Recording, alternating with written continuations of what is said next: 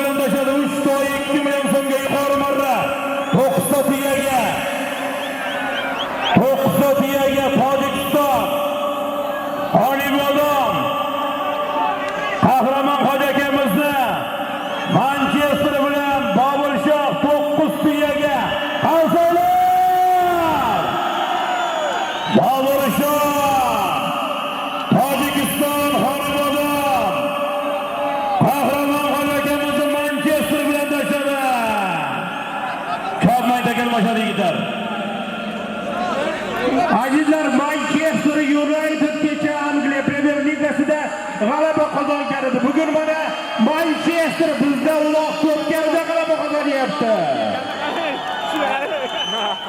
Manchester